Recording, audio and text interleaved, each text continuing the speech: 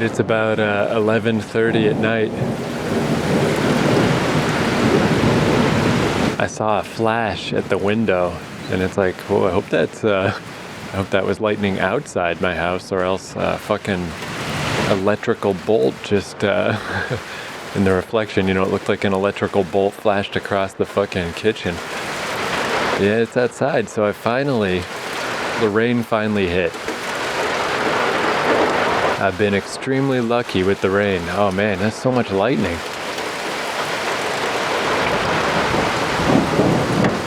But yeah, I guess we'll see.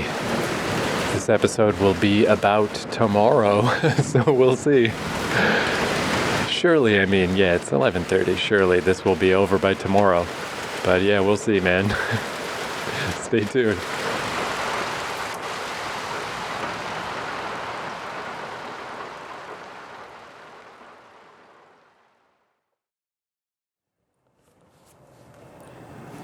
All right, it's the next day. The rain did not last, though the other day I almost took my umbrella out of my little day pack because it just, kind of barely squeezes in.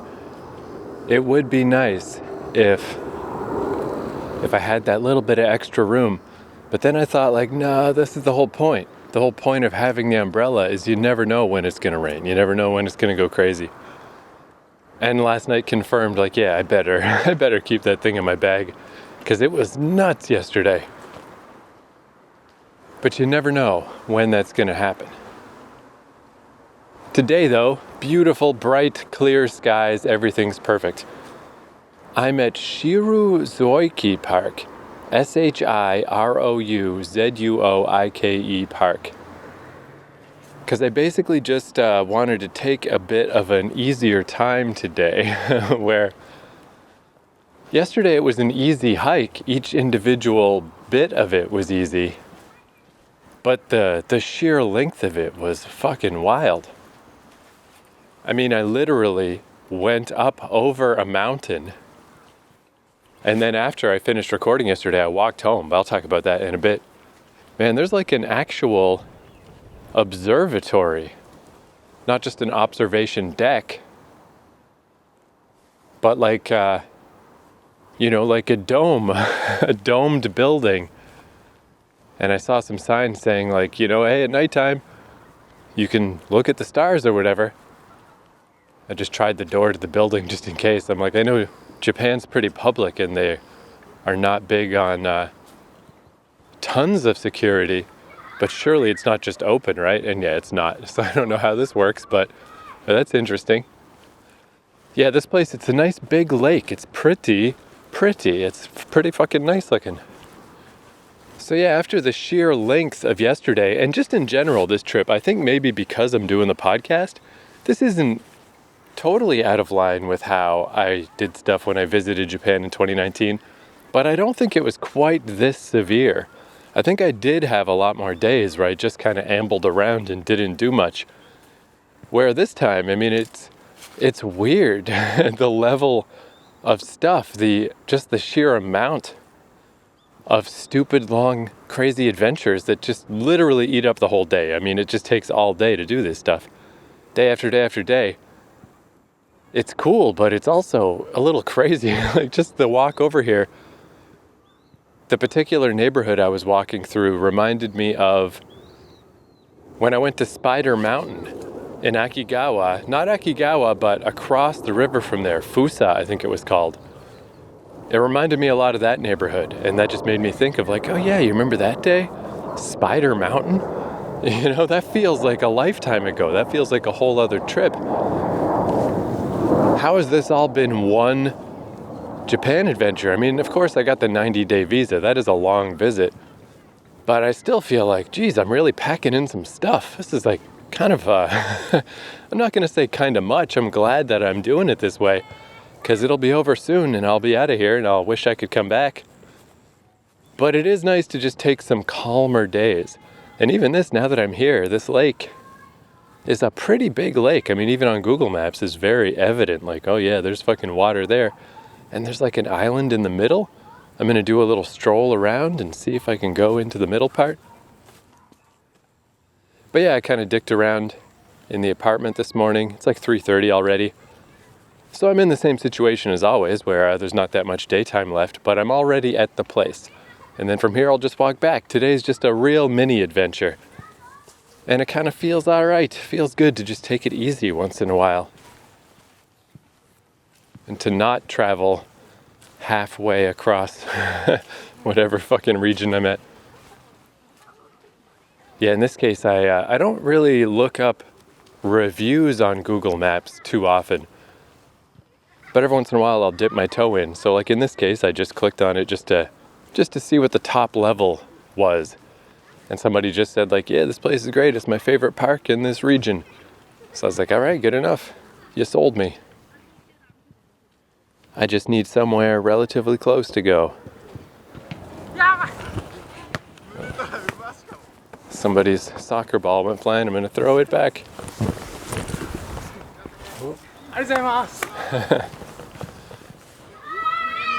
But yeah, today, as far as one of these easier days goes, this would definitely be laundry day if I was using a laundromat, which I'll be back to soon enough. But since I have a washing machine in the apartment, what I've figured out with that is you really can't do laundry in the North American way if you have the washing machine and no dryer. Where in North America, I would just let things build up as much as possible. Like in my apartment back home, I was like freaking Kris Kringle with a giant sack over my back of just so many clothes because I just had laundry in the building, you know. It's just like, boom, the giantest bag of all time. And then even traveling, it could never get that big. But I would still basically wait until it's like, well, got to do laundry because tomorrow there's no more shirt to wear. No more socks left. Always 2 extra pairs of underwear because I calibrated wrong. So yeah, this apartment I like a lot better than the last one. And it has a balcony, a 4th floor balcony with like this terrible view where the view is just other buildings. But I was thinking like, I think I kind of don't mind that either because it makes me feel like I'm not 4 floors up because I'm so scared of heights all this time. It doesn't feel high up when I look outside. But that definitely helps for drying clothes. I got the classic hanging up my clothes type of deal. But there's still definitely no guarantee that they'll actually be fully dry the next day. I still had to hang them up inside when the sun went down and they were still a little damp. So I found that the best thing to do is instead of a big whack of laundry and then having to worry about everything not quite being dry, is just to do laundry way more often. Just do small little bits of laundry every 2 or 3 days and just keep it all moving in a little assembly line. Do a little bit of laundry, hang it up to dry, do a little bit of laundry, move that along. So you got waves of clothes becoming dry. So far this park, it's just, it's not a bad little walk, but it's just like a walk around the outside edge. And the middle island seems to just be a raw island. I don't think I'm getting over there. But I guess we'll see, even if that's all this is. Again, just for a little teeny quick day adventure, this is fine. Just an excuse to get outside. Go get the sun while it's here. I always used to think about, because there's like a lot of places kind of like this in my hometown too. Little islands under bridges and stuff. And then this wouldn't be realistic there because it's too cold. But I used to always think like if I had to be homeless, that'd be kind of cool to just sneak your way over there and set up a tent. Now I'm thinking that again, like could you do that here? This island doesn't seem very hard to get to. If you went and set up a tent in the middle of it, as long as you were very sneaky when you left in the morning and came back at night, I wonder how long you could live there before someone figured out that you were there. But yeah, yesterday when I got off the mountain, wrapped up my podcasting, so I was like, okay, it was Umi Station, I believe it was called. I knew there was that station nearby, but from there it went further north and looped up around and then back through Hakata Station. And I didn't particularly want to do that. Not exactly the easy escape hatch that I would prefer. You know, it's like that to do if it had to. But it was going to be less than smooth to get back home, even with the train. Oh, Kasuga City is where I am, by the way. Kasuga. That was what the person said on the review. My favorite park in Kasuga City. But yeah, through the magic of Google Maps yesterday, I saw that I was only 5.6, I think, kilometers from home, even after going across the whole mountain, because it was pretty close to my Airbnb to begin with. And, it was not that harsh of a mountain, I walked across the whole thing in an afternoon. So yeah, to head back was not that far. And that was where it's kind of cool, because my sense of distance has gotten a lot better on this trip. And I was thinking how that creepy tunnel I went through, that alone, man, that helped a lot. The one in Western Tokyo, in Itsukaishi, because it was perfect. It was 1.2 kilometers. Man, there's a sign here that says, hey, don't hop over the fence. But it's a really short fence. It comes up just above my knee. And there's clear walking paths beyond the fence. But hey, who am I? I'm just some visitor. Don't step over the fence. I can read cartoon. I can't pretend that I didn't know what that cartoon was telling me. No gaijin card there. I couldn't read the stick man. I didn't understand. But yeah, since that tunnel was 1.2 kilometers and it was a fairly gripping thing, quite fucking memorable, I have a very clear sense of how far 1.2 kilometers is. And, it was unpleasant being in that tunnel, but also cool at the same time, cool and unpleasant. But it wasn't really that long. It didn't take that much to get through it. So it's just easy to think it's not even 5 of those. Less than 5 of those tunnels and I'll be back home. And I still just had all kinds of podcasts and crap I downloaded before I left the house that I hadn't even listened to yet. Looks like this island, it's not even really an island, it's just an outcropping. And there's a fence, but yeah, it'd be really easy to hop that fence. I'm actually surprised that there's not even one path going into the center. Oh, and here's the kids' playground. Looks kind of like the other one I found my first night here. It's got a castle motif. But yeah, I started walking back, 5.6K, no biggie. Sun was going down. But that was kind of pretty too, just nice to see the twilight. But it started off real bad.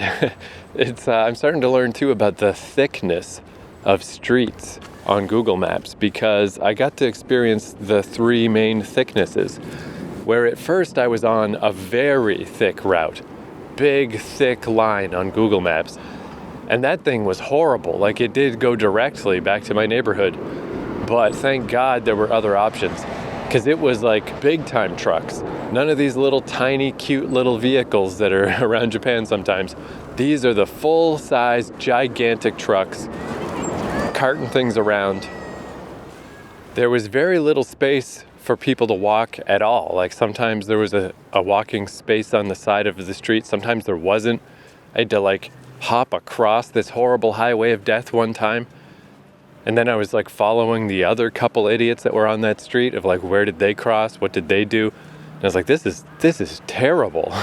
This is downright dangerous. Oh yeah, and I saw flowers in a fence at one point, which what that generally means in Canada, and I presume it's the same other places, is this is where somebody died. Somebody died because they got hit by a car, or they had an accident, or they fell off a bridge, some accident happened here, and it's like a memorial.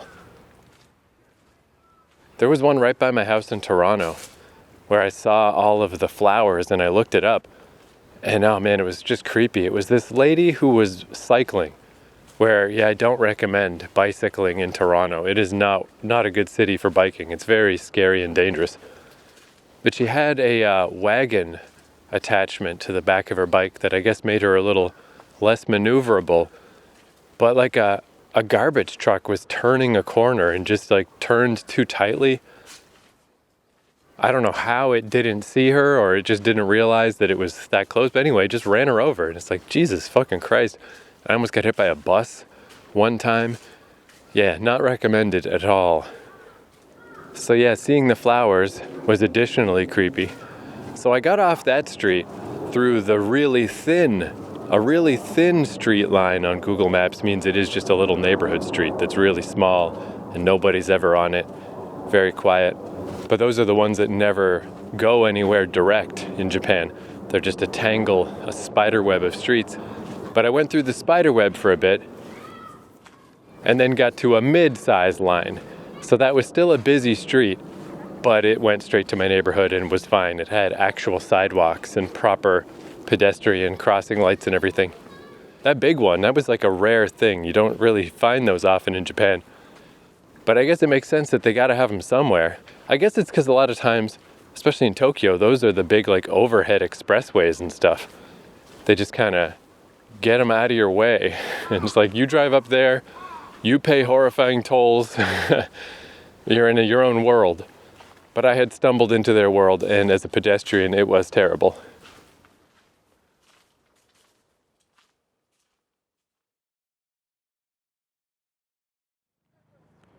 It's funny how the designations are different, where it took me a while to figure out that this stuff was, these things were rivers in Japan, what I would think is too small to be a river, where the opposite is happening with this. I would definitely call this a lake. This thing is pretty big, but I just found a little area map that just calls it a pond, and there's 2 other ponds near here. Maybe I'll try to get to the other ponds while I'm in the neighborhood. There's also a hard off here, so hey, why not? I'll go in the hard off, see what they got, see what goods they've got. I also just stopped in the washroom, and the washroom had like an ancient, it looked kind of Aztec, but obviously it's not. Obviously it's, from Japan. But it had a symbol of some ancient artifact by the door. And then above the sink, as I was washing my hands, there were 3 pictures of like an old sword and an old shield and an old tool of some kind. And it's like, man, now that's what I like. Because I've talked before about how museums, it's a little heavy for me. I find it kind of stale. I like that one in Chiba, but I don't often go out of my way to go to museums. But hey, if you can combine a taste of the museum with the washroom, I mean, I know I sound absurd saying these things, like so lowbrow, but it's so perfect. I'm gonna be in the washroom anyway. I'm washing my hands. It's a perfect moment to just be like, oh, look at these things. How interesting. It's just something to think about, something to let your mind consider. It makes you think about the past for a moment. Where ironically, if I'm in a museum and that's all there is to do, it's like, ooh, then I start thinking about leaving. Like I want to go to the washroom at the park. Anyway, this one's a hard off on the first floor and hobby off. I've never found a hobby off. That's what the second floor is. But I suspect that I unofficially have found a hobby off, because hard off and I think the housewares one was called Off House. I mean, they just do have a lot of little like figurines and model kits and stuff. I presume that's what Hobby Off is, just in a more official capacity. But hey, let's see. Let's go take a gander.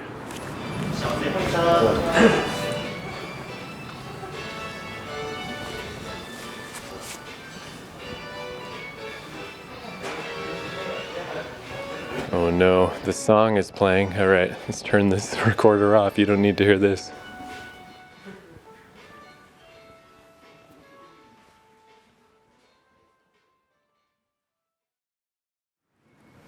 Well, that was pretty delightful. I think I have been to a hobby off just without realizing it. The hard off in Akigawa, or by Akigawa Station, was set up the exact same way. The second floor was very distinctly like a lot of trading cards. Wish I had a physical paper Magic the Gathering deck, because I could buy Japanese cards for it. It'd be so cool. And yeah, model kits and different toys and stuff on the second floor. The one in Akigawa was set up exactly the same. So maybe they just weren't labeling it as a separate experience as much, or maybe I just didn't notice, but it was definitely the same. But yeah, in that one, I finally found my little holy grail, where I found these Sony Bluetooth headphones that have a wire connecting them that I didn't realize was a form factor you could get. Because I had wireless Bluetooth headphones before, and it wasn't even that I dropped them. They just like fell out of my ears a couple times, and it was a horrible nightmare trying to find the piece that fell. So for me, especially because I'm constantly, like, as we speak, as I record this, One headphone is my wired headphones that I have connected to this audio recorder, but the other one is the Bluetooth headphones. They're just hanging out of my ear, draped around my neck. So the fact that they're connected is perfect for me. I do not want them to be separate. Separate is much worse for me. I mean, I did almost lose these a few episodes back, but it's much, much harder to lose them when they're connected. I love this. And there's like a nice battery pack sort of in the middle of the wire, so that's awesome too. Anyway, they're Sony, and I love Sony stuff because I've just been buying Sony stuff for decades, because Sony has a whole array of price options. But what I like about Sony is you can buy the cheapest Sony thing you can find. You can buy their very cheapest thing, and it will still be good enough to do audio editing. You know, there's a certain baseline that just Sony does not drop below. So they're by far my favorite company. I've had such bad experiences with other brands where even if you buy expensive headphones, they sound like shit. Where with Sony, you can spend fucking $12 and it sounds great. And if you want to spend more, feel free. So yeah, I got these Sony headphones for $20, and they had another pair in there. Sony wired Bluetooth in the box and everything. These ones were $33. And I was like, fuck yeah, dog. I mean, if I find any more from here, they don't pop up that often. I've been to a zillion of these stores, but I don't know if I would buy another set. Having one backup is probably enough, you know. At a certain point, it becomes me being a pack rat. But it's so nice to know now that when these ones inevitably break, or just the battery just dies and they stop working, I got this other set, and I'm pretty sure they're new. Like, Japan's quite famous for all of its used stuff being in very good condition. People really take care of stuff. But this not only had the box and all the documentation, somebody would have had to like rewrap the fucking headphones inside and carefully tape them together like exactly as they had been when they were new. I'm quite sure they're new, and if they're not brand new, they're fucking close. So yeah, $33, that's a steal for some backup headphones. I feel very, very happy to have these because it is fun to buy stuff. It's just so hard for me to ever justify buying stuff because it's just weight added to my luggage. Like, they also had in there tons of old video games. I just love looking at the old video games. I mean, I don't know what I would ever do with them. Buy like an old fucking cartridge of some game I used to have and make it into a necklace. Like, what could I ever do with these things? But they had a bunch of the old Famicoms, which I always think are interesting because our Nintendo Entertainment System looked so different. The Famicom is a way different form factor.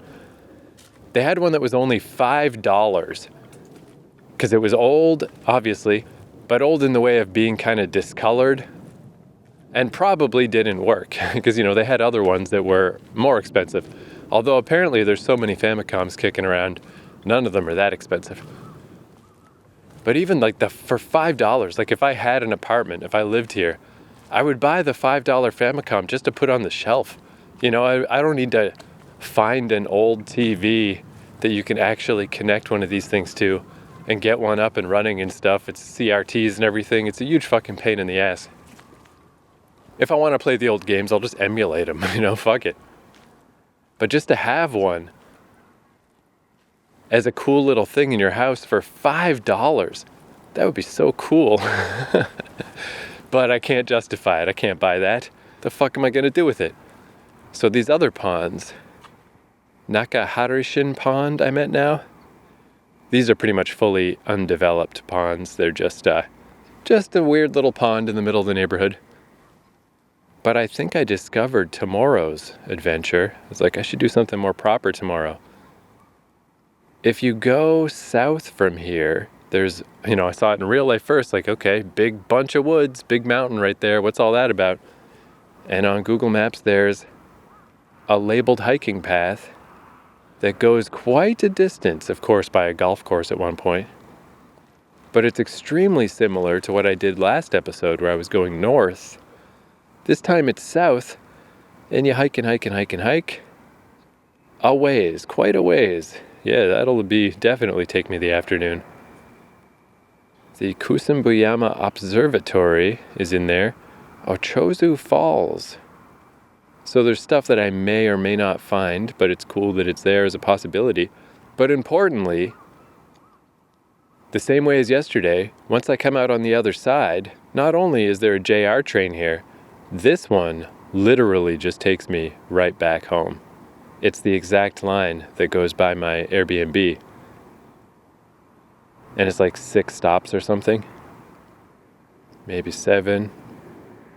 But yeah, literally, I can bail out. If I make it through the adventure, I can just hop on the train and go straight home. That seems like a plan for tomorrow. That seems like something to do. So yeah, even today, this little mini adventure to the little mini park got me primed, set me up, gave me something bigger to do tomorrow. But yeah, this neighborhood, this particular direction is really working out. But to get back to yesterday, so I got off the nightmare highway and I was on the normal shitty highway, which is like, where I've learned I cannot do podcasts, where it's just the amount of traffic that's just too loud, not worth fighting through.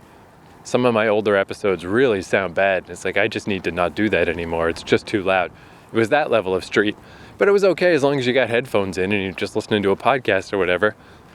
The little earplug headphones dull the noise and the podcast takes your mind off it. And it's just easier for your mind in real life to ignore noise like that.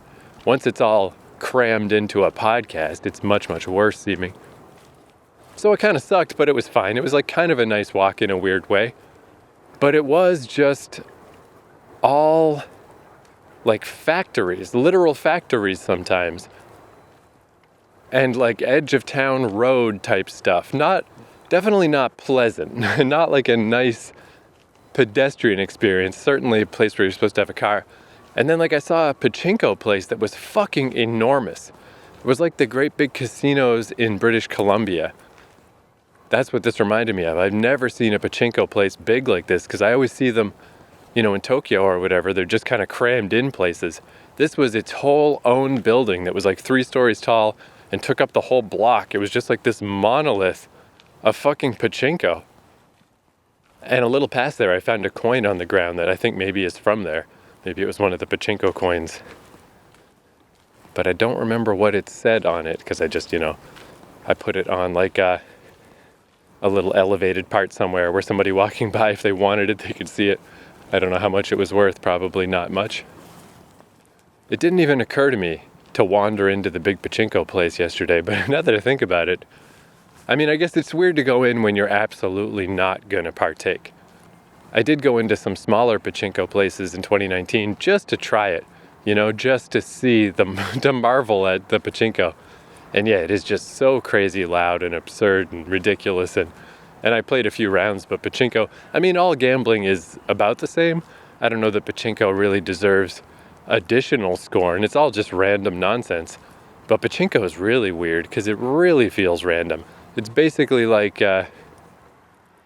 pinball with no flippers. Which again, like, so what? You're just watching the random balls bounce and hoping it all works out. It's really not different from our slot machines where they don't even spin anymore. It's just digital. And you just take the machine's word for it that it's all working out. I remember I went to like a big gambling place in Burnaby for my friend's birthday one year. And I got real lucky that first time and I won $80 off like $20 off a bet of like $1 or something, or 50 cents. I don't know. It was like crazy. So that did make me look into it a little. I was like, what the heck? What's going on here? But that's, of course, the classic gambling thing. Of course, once in a while you win. So after that, I started looking into it and like, is there a strategy? Is there anything you can do? Is this purely just random?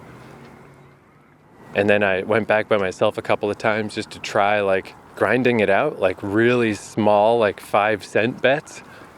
And if you're really careful, you can kind of build it up until all of a sudden it goes wrong, or you just, or in my case, I just got bored and tired of it and just started making bigger bets until all my money's gone. And I'm like, okay, whatever, fuck this. I definitely spent back the $80 that I won. So it all worked out perfectly for them. But they did have free lattes there that were pretty good. But it's like out of the way too. It's not necessarily easy to get to the gambler place. Certainly wasn't worth it just to get a fucking free coffee. That place was creepy too. If you're from Burnaby, British Columbia, you might know what I'm talking about, where there's an insane number of crows near that big gambling place. It's like crazy. It's like a Tim Burton movie. Just fucking crows everywhere. And if you try to walk through the area where all the crows nest in the evening or at night, they'll swoop down at your head. It's fucking scary and weird. So anyway, I didn't go into the pachinko place. But that was the vibe the whole time. It's like big factories, big pachinko, relatively heavy traffic, all just kind of shitty the whole walk home. And then, I eventually got to a little part of my neighborhood that I recognized and I was back. But then it occurred to me, like, all right, so that was awful. And that was like 5 whole kilometers of just shit that I would never want to go back to get to my neighborhood. And the other time I came to that neighborhood was from the reverse angle, where I went by the big self-defense place that's just a big, huge barracks-looking Metal Gear Solid thing. And right next to that was the gigantic pornographic movie warehouse, And it's so weird because I love this Airbnb I'm in. It's really good. And I like this neighborhood a lot.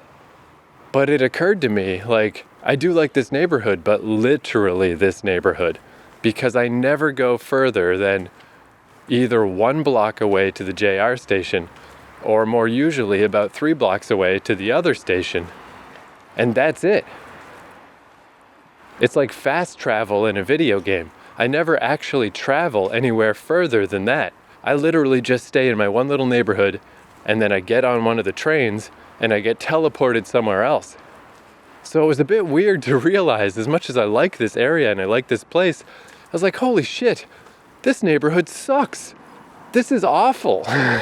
One side is the pachinko nightmare. The other side is the porn warehouse. This place fucking sucks. It's not good to walk in. It's not a nice place to be. It's awful. It's just my one little part. But that's so neat too. It's like, as long as you have a train, and in my case I had 2 trains, it doesn't matter if everything around you sucks. It's not even relevant, because you never walk that way. You just get on the train and you spend 220 yen and you go somewhere else. It's like $2 to go to a nearby spot, to get to the center of Fukuoka, or to go fling off to Daizafu or some other cool place. So I thought that was, an interesting thing to realize. I do really like this spot, 10 out of 10. I will happily come back here next time I'm in Fukuoka if I can. But yeah, the reality is this neighborhood's not good at all. It's fucking shitty. However, today, I'd say this worked out pretty well. This is the one direction that is actually kind of nice. Where walking here today, it really was just that kind of nice feeling of just locals. Just locals doing their thing, driving around, doing whatever they got to do. Some kid tried to talk to me because they're obviously just bored out here. Some kid on a bike. Probably don't see a lot of gawky white people walking around. But I was thinking, like, I must be reinforcing, like, the cartoon stereotypes about foreigners. Like, anytime, I always just think of Ping Pong Club. Ping Pong Club had a character in it that is just a big dumb foreigner, except he had muscles. But, like when this kid tried to talk to me and all I can say is, hello, nice day, huh? Okay, see you later. It's like, am I even a human being? Am I even a real person? I must feel like a weird robot. Like, you just see some fucking tall, gawky idiot walking around who just spouts generic, stereotypical English phrases at you, and that's all he can say, But I mean, that's what I am. That's what I do. But then I came upon it was like half a game center and half a bookstore. So that was kind of cool, just to mosey through. Again, it's kind of nice to go a shorter distance and to not have a plan. Like, if I do this thing tomorrow, that's my plan. That's my full-on plan. Get up, get moving. Today, just going to this one park with the one. Oh, that reminds me. Did I walk past? Yeah, no, I'm a little out of the way. I don't think I'll be seeing lake number 3, but that's fine, whatever. But yeah, not having such a distinct plan, you can just go in the the game center / bookstore. Just meander around. It's like, hey, whatever, that's all I'm doing today. They had a thing too where it seems like they're renting manga, like renting comic books. The Hypermedia Shop seemed that way too, which I found a couple more of those. That's definitely a chain. But I was like, that seems so weird. So it's not a library, it's not used books. Or is it? You know, it's like, am I misunderstanding this? Are they really renting manga? Or is it, I tried to do the Google Translate, and in its awkward way, it seemed like maybe it was trying to sell used comics as opposed to rent them.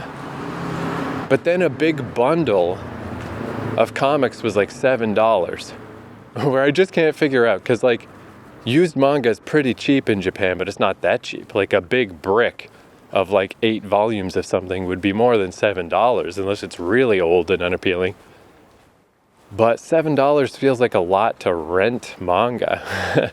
I don't know. I just couldn't really figure out. Is that really what's going on? Maybe. I mean, I guess $7 actually isn't that bad. Because to buy each of those things, they're like about $5, give or take.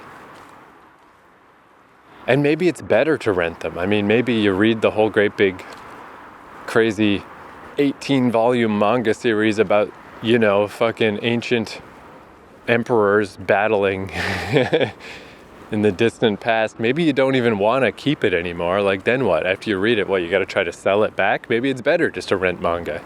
Fucking read it, and then there you go, bring it back.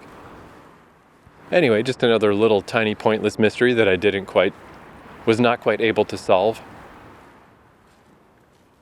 And yeah, then I got down here, found another hard off, found fucking backup headphones, and found a hiking trail that again is just like, man, it's the perfect type of hike. The hike between subway stations. It's way better than just hiking out into the woods and either not knowing where the heck you're going to end up or just having to hike in a deliberate circle. Like when I was out by Dazaifu and there was all those old people hiking. Like, I just have no idea where that went. On the map, there was just nothing. I don't know even what to expect with that kind of hike. Does it go somewhere? Does it go nowhere? I don't know. Where these little like kind of intercity hikes are so cool because they're labeled on Google Maps, and if it's anything like the one I did last episode, because of its proximity to the city and subway stations and stuff, it's probably going to be really well labeled and really well laid out and really easy. It's going to be great. There's even like a Family Mart right there, like right at the start of it. I'm going to go to that Family Mart, I'm going to load up, I'm going to hike to the other subway station. Fucking sweet. It's kind of like when I hiked from Shibuya to Itabashi, you know, like the city hike, hiking through the city, except this is a city hike that's a real hike. It is an actual hike over a mountain through the trees and the woods, but still from subway station to subway station. Again, just man, Japan, what a place. What a fucking place. So cool, so neat. Yeah, and pure distance-wise, I mean, I'm just judging by the size of things on Google Maps. Oh no, it's much bigger. Okay, so there's what I did yesterday from Dazaifu to Umi. So this would be from Kasuga to Kurume. Youch, it's way bigger. That's like triple. I might have to think about this. I don't know. That's really long. I mean, I'm sure if I did start early and I just hike straight through and I don't do a bunch of dicking around trying to get to the observatory and the falls, maybe I should do another option. Would be, instead of hiking straight through to that station, I could just take the train to the station on the other end and already be near Achozu Falls and the observatory. That sounds like a better idea, actually. I didn't realize how far this was. It's a really long hike. Yeah, that's terrifyingly long. Youch, yeah, okay, I'm starting to get a little better with Google Maps stuff. 25 kilometers, yeah, that's too far. That's not happening. I'm not saying I couldn't do it, but that'd be one of these like fucking wake up at 7 a.m. type of shits. And I just don't want to do that. Let's just be honest. If it was summertime and I had more sunlight, but that's really long. That's twice as long as what I would consider a reasonable day hike. At my old broken down knee level of existence.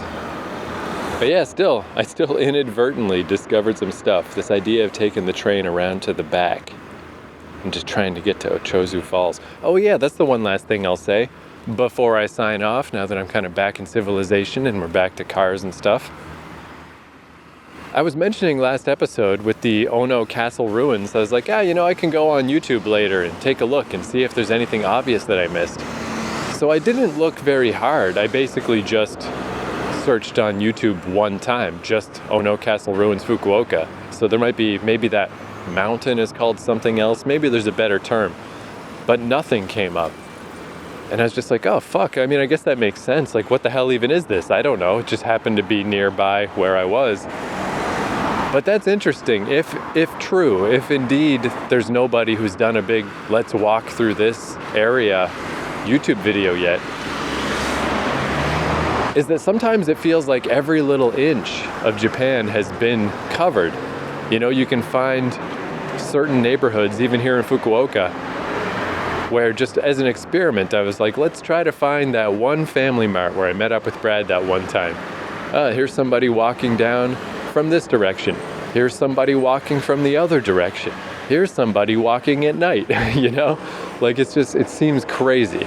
You can just pick a neighborhood, in Tokyo especially, but in a lot of places of Japan, pick your time of day, pick your preferred weather. Somebody will have a walking video where they're just walking around. But there's still so many places where there's nothing. Nobody has done that yet. I don't think I'm gonna. I'm an audio fucking guy. But that's interesting. Interesting to note. A lot of the world is charted.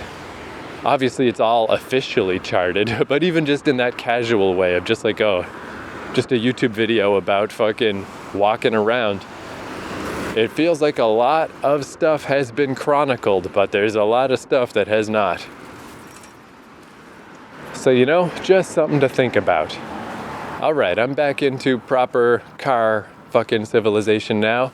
I'm gonna go walk home, and I'm gonna make plans for tomorrow. So join me next episode and see what those plans are. If all goes well, maybe there will be a waterfall, which I will pathetically attempt to describe, and probably you'll just hear water sounds. But that's what we're doing here. That's what we got. If I make it to the waterfall at all, we'll call that a mega success.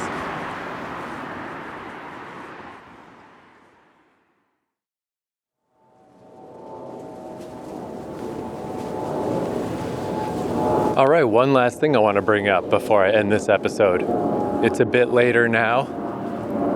The sun is down, but I'm almost back home. The ever-present planes are flying overhead.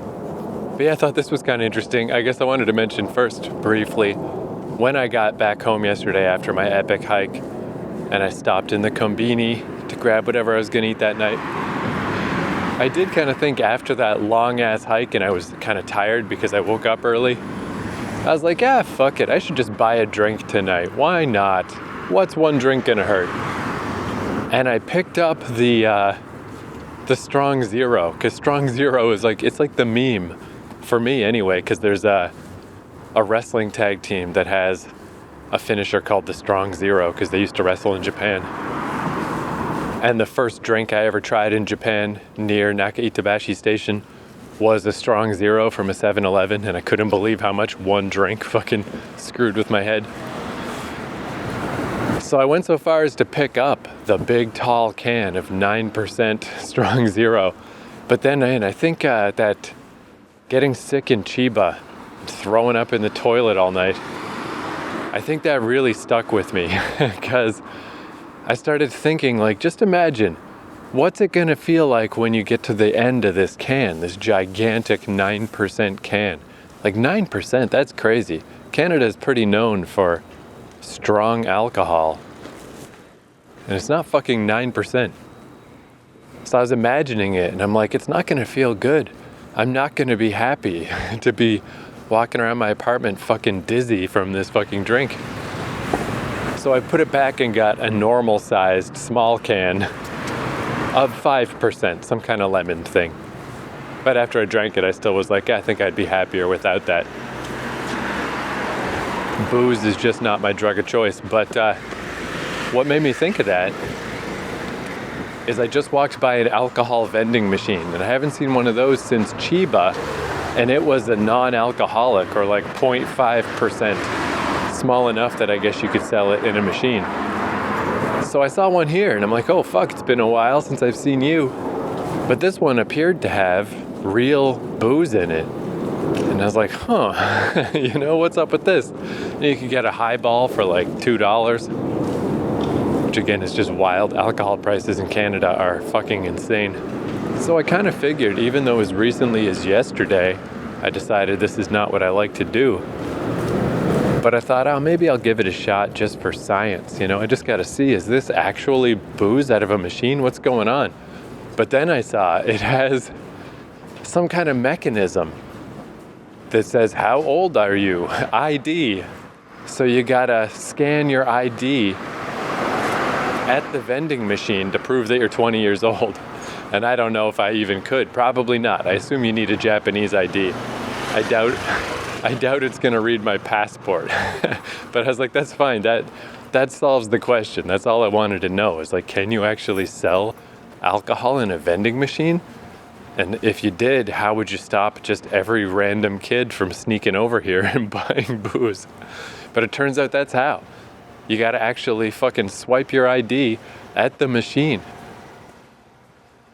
I can see why they don't bother, because there's convenience stores everywhere. You know, I'm looking at one right now. There's absolutely no need to get booze from a machine when you could just go to a 24-hour conveni and buy it there. But I just thought I'd end off with that, because that's another little wrinkle, a weird mystery of Japan that I actually figured out this time. It's not just a free-floating question that I have no answer for. In certain extremely rare cases, you can get beer out of a vending machine, but bring your ID. So you gotta swipe. All right, just a bunch of people idling, waiting for a train to go by. And from here, I'm a block away from my Airbnb. There you are, train. Ah, what a nice, slow, leisurely train. But all right, thank you for listening.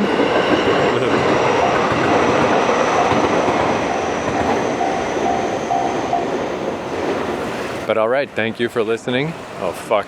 The flood of people coming in my direction, and bicycles. Oh, God. Thank you for listening. I'll see you next episode. Adios.